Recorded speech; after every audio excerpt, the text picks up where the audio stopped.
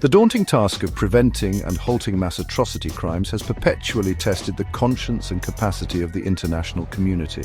A new generation draws the line: humanitarian intervention and the responsibility to protect. Today arrives at a critical juncture, a time when the very foundations of international order appear increasingly fragile, and the clarion calls for protection often compete with the stark realities of geopolitical interests and national sovereignty.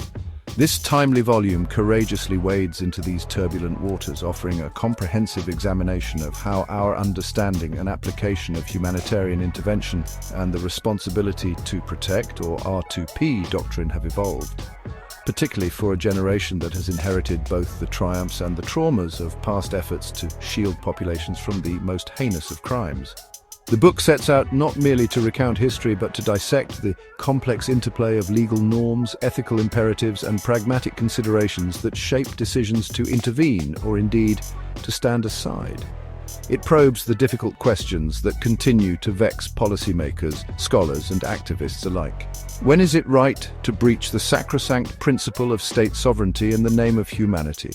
What are the criteria for legitimate and effective intervention? And how can the international community ensure that such actions do more good than harm, avoiding the pitfalls of past misadventures, while fulfilling a moral obligation to act in the face of unfolding catastrophe? These are not abstract academic debates. They are questions with profound, life-altering consequences for millions. This work compellingly argues that the challenges of humanitarian protection are not static. They morph and adapt with the changing geopolitical landscape, the advent of new technologies, and the shifting understanding of security itself.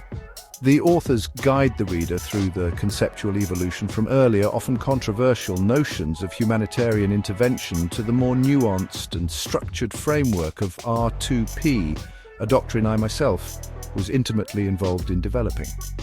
The book underscores the crucial distinction that R2P is not solely about military force, but encompasses a spectrum of responsibilities, beginning with prevention and extending to rebuilding societies shattered by conflict and violence, a holistic approach essential for sustainable peace.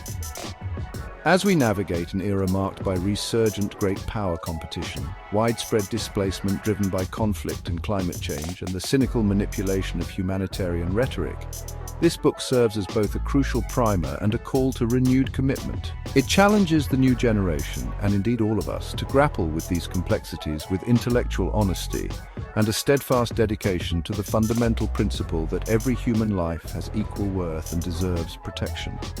The insights offered are vital for understanding not just where we have been, but where we must go if we are to build a world more responsive to human suffering. At its core, humanitarian intervention, as explored within the book, refers to the extraordinary and contentious act of a state or a coalition of states deploying military force across the borders of another sovereign state, without its explicit consent, for the primary purpose of preventing or halting widespread and egregious violations of fundamental human rights. These violations typically involve mass atrocity crimes, genocide, war crimes, ethnic cleansing, and crimes against humanity. It is crucial to distinguish this from actions taken to protect a state's own nationals abroad, or from peacekeeping operations deployed with the consent of the host nation under a United Nations mandate. The very essence of humanitarian intervention lies in its challenge to traditional notions of state sovereignty when a government is unwilling or unable to protect its own people, or is itself the perpetrator of such atrocities. The book meticulously clarifies that this concept is not a carte blanche for arbitrary military adventures. Instead, it has historically been invoked, albeit often controversially, in situations where the scale of human suffering is so immense that it shocks the conscience of humankind, demanding an urgent response. Think of the desperate plight of the Kurds in northern Iraq in 1991, or the tragic circumstances in Kosovo in 1999. Which, despite lacking explicit UN Security Council authorization, was largely seen by many as a necessary, if imperfect, response to impending ethnic cleansing. These instances, and others like them, underscore the profound moral dilemma at the heart of humanitarian intervention.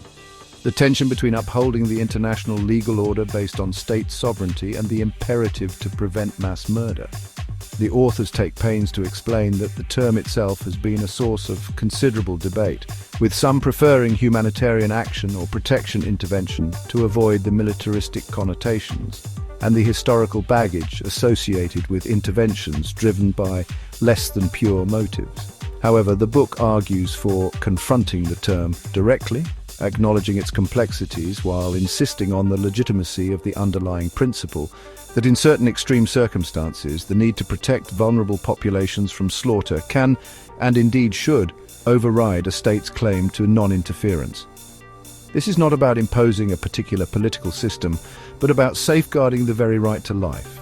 Furthermore, the discussion within the volume emphasizes that true humanitarian intervention must be guided by clear criteria, such as the just cause threshold, serious and irreparable harm occurring or imminent. Right intention meaning the primary purpose being to halt suffering, last resort where all non-coercive options have been explored, proportional means so the scale, duration and intensity of the intervention are limited to what is necessary, and reasonable prospects of success, which is a high probability that the action will be more beneficial than harmful. These considerations are vital to distinguish genuinely humanitarian efforts from acts of aggression disguised in humanitarian language, a distinction that remains profoundly challenging in practice, as contemporary events sadly illustrate. The concept of humanitarian intervention, while noble in its aspiration, treads a path fraught with immense complexities and deep-seated controversies.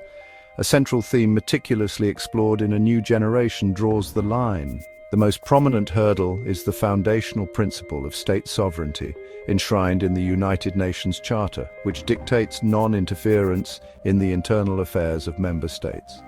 For many nations, particularly those with a history of colonial subjugation or foreign interference, sovereignty is not merely a legal concept but a hard-won shield against external domination.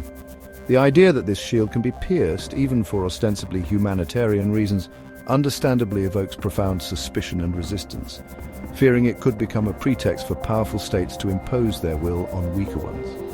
Another layer of complexity arises from the perennial problem of selectivity, a critique that the book does not shy away from. Why, critics ask, does the international community intervene forcefully in some crises, while appearing to ignore others of comparable or even greater severity?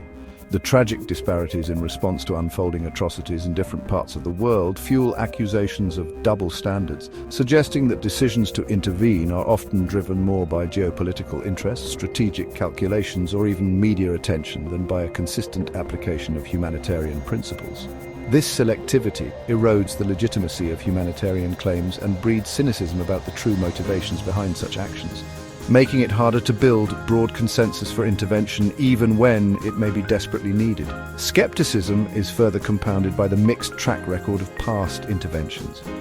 While some operations may have averted greater loss of life, others have resulted in unintended negative consequences, including protracted instability, civilian casualties, or the empowerment of new oppressive factions.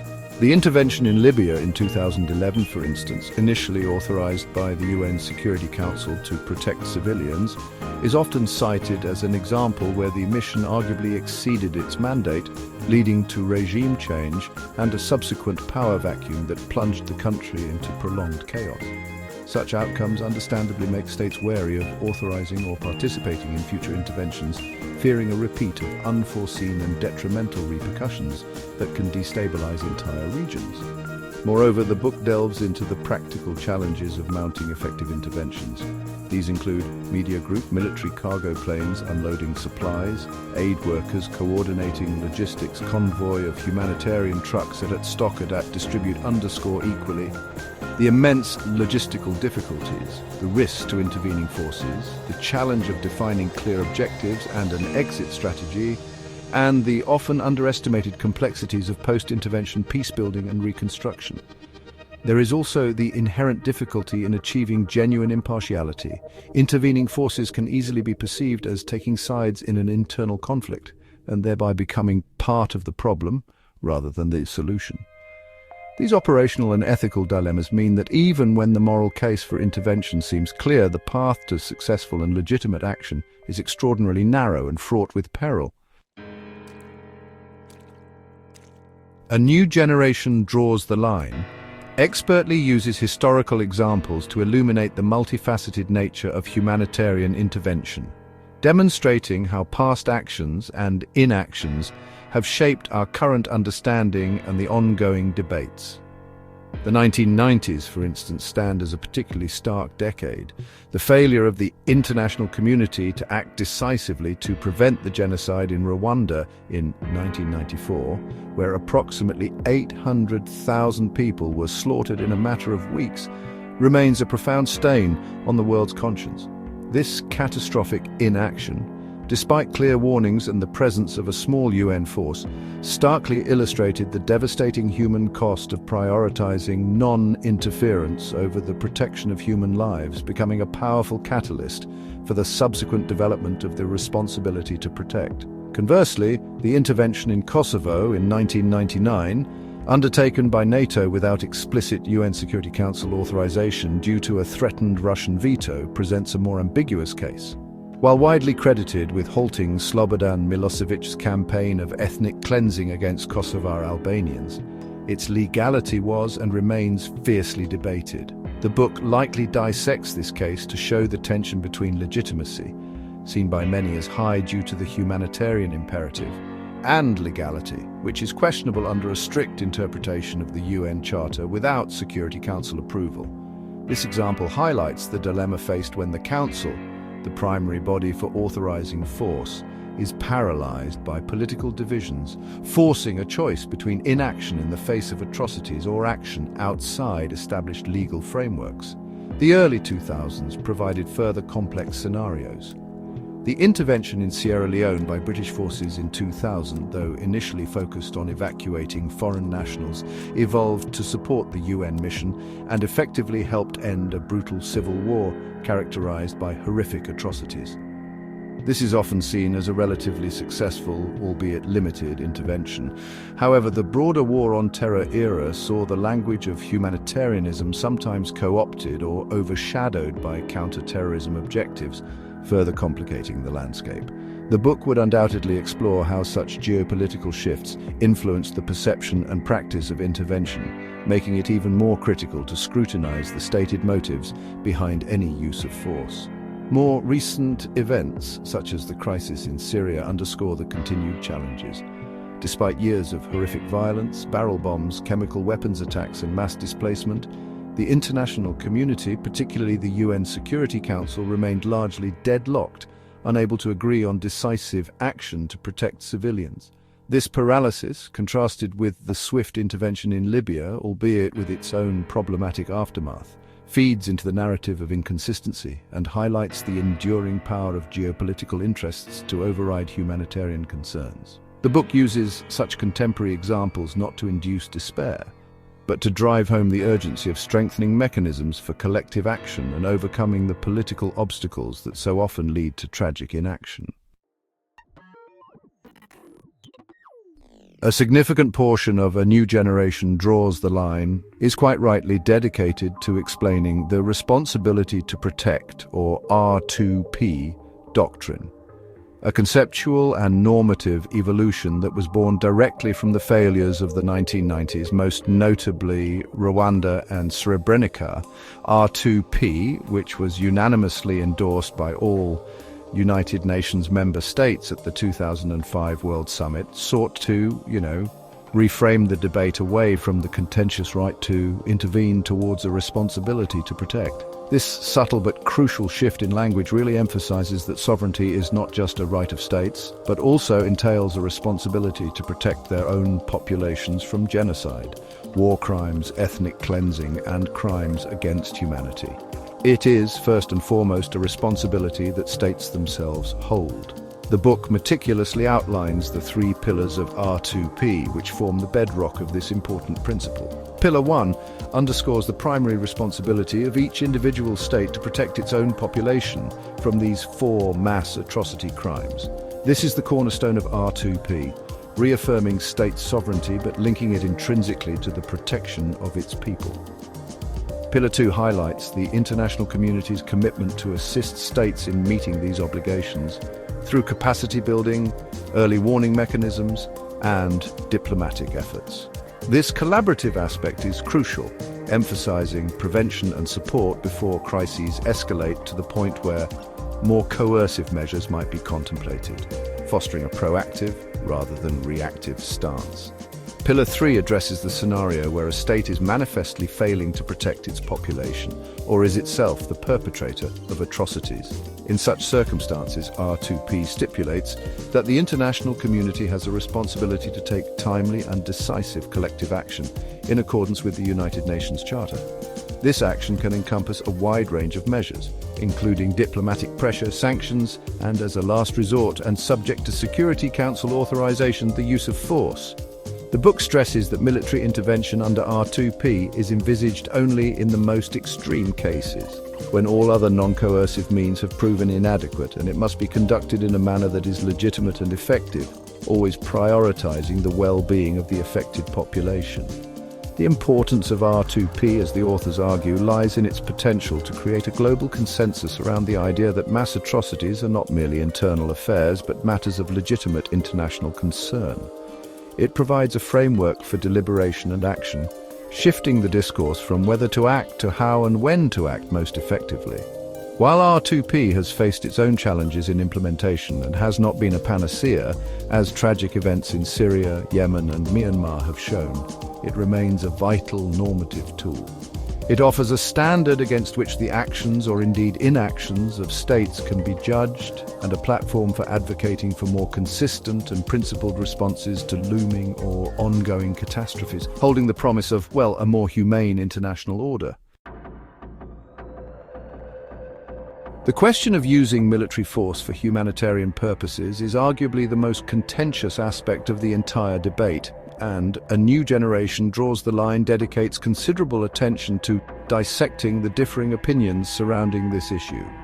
Even under the more structured framework of R2P, the prospect of armed intervention evokes strong and often conflicting reactions. Proponents argue that in the face of imminent or ongoing genocide or mass slaughter, when all other options have failed, a coercive military response may be the only way to save lives. They point to instances, however imperfect, where intervention arguably prevented worse atrocities, suggesting a moral imperative to act when populations are defenseless against systematic brutality. Conversely, a significant body of opinion, particularly prevalent in the global south, expresses deep skepticism and often outright opposition to the use of force for humanitarian ends. This view is rooted in historical experiences of colonialism and interventionism, where humanitarian justifications were sometimes used as a smokescreen for advancing national interests or effecting regime change. Critics argue that such interventions often violate state sovereignty, can lead to greater instability and loss of life, and risk becoming tools for powerful states to exert dominance. They emphasize the inherent dangers of unilateral action and stress that any use of force must have the unambiguous authorization of the UN Security Council to possess genuine international legitimacy. The book likely explores the crucial distinction between legality and legitimacy. While UN Security Council authorization is widely seen as the gold standard for the legal use of force, situations like Kosovo raise the question of whether an intervention can be considered legitimate, even if its legality is contested, particularly if the Council is paralyzed by vetoes in the face of overwhelming humanitarian need. This is a perilous tightrope walk, as acting outside the Council risks undermining the international legal order, yet inaction can mean complicity in mass atrocities. The authors would guide readers through the criteria often proposed for assessing legitimacy, such as the severity of the threat, the primary humanitarian motive, the exhaustion of peaceful remedies, and the proportionality of the response. Furthermore, the discussion inevitably turns to the practical limits and potential negative consequences of military intervention. Even well-intentioned interventions can go awry, leading to unintended civilian casualties, mission creep, and long-term entanglements that may exacerbate the very problems they sought to solve. The challenge of post-intervention peacebuilding and state reconstruction is immense, often requiring decades of sustained commitment that intervening powers may be unwilling or unable to provide. The book would therefore underscore that the decision to use force must be approached with extreme caution as a truly last resort and with a clear-eyed assessment of the potential risks and benefits, always ensuring that the cure is not worse than the disease. One of the gravest dangers highlighted in A New Generation Draws the Line, and a concern that resonates deeply within the international community, is the potential for the concept of humanitarian intervention, or even R2P, to be misused or co-opted.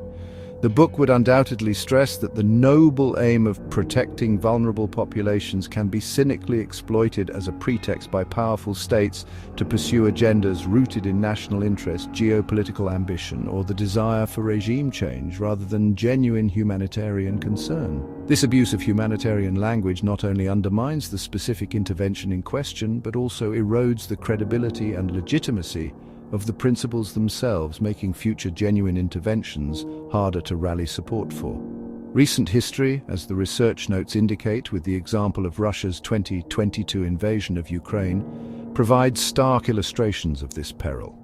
Russia's attempt to justify its aggression by making unsubstantiated claims of protecting Russian speakers and preventing an alleged genocide in Ukraine is a textbook case of humanitarian rhetoric being weaponized. Such claims, widely discredited internationally and found to be baseless by bodies like the International Court of Justice, demonstrate how easily the language of protection can be distorted to serve aggressive ends.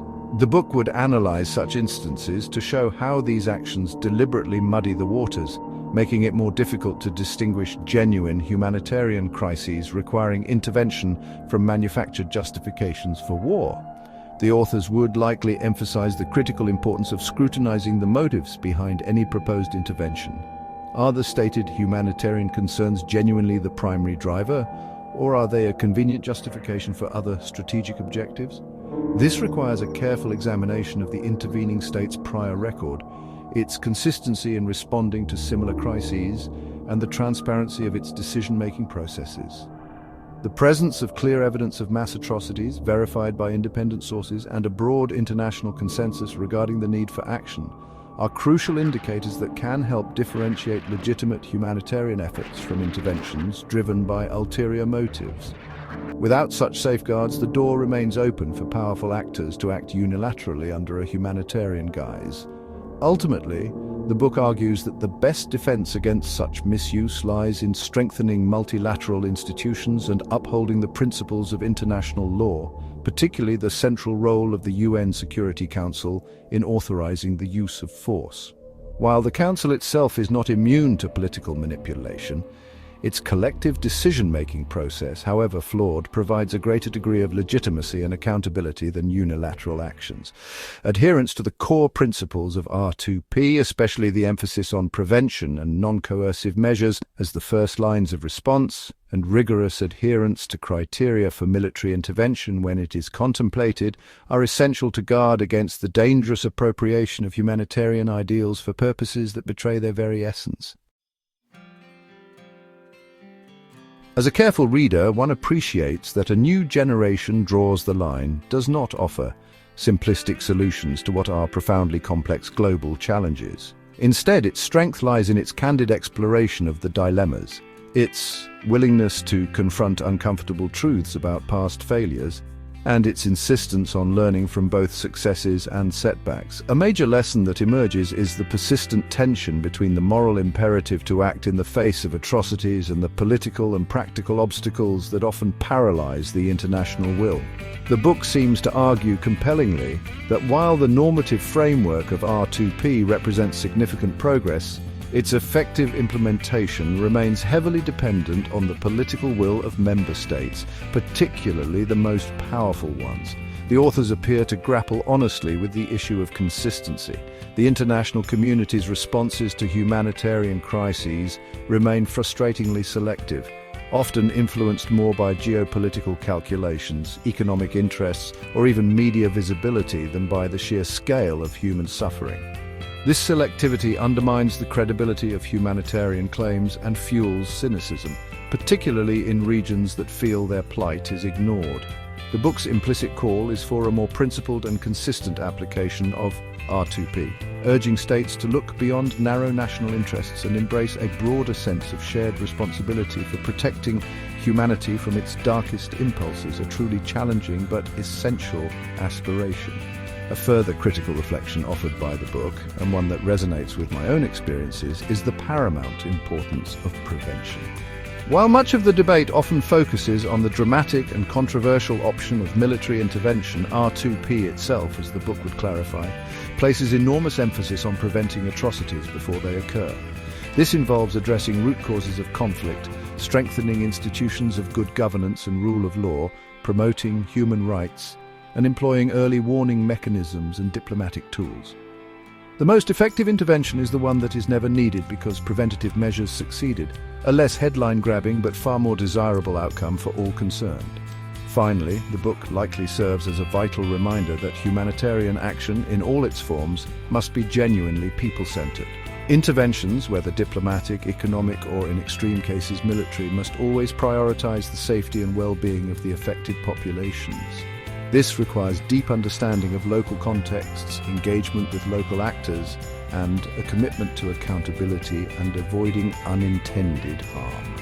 The new generation, to whom the book's title alludes, inherits a world where these challenges are perhaps more acute than ever, but also a world equipped with a clearer normative framework like R2P, offering at least a foundation upon which to build a more responsive and responsible global order.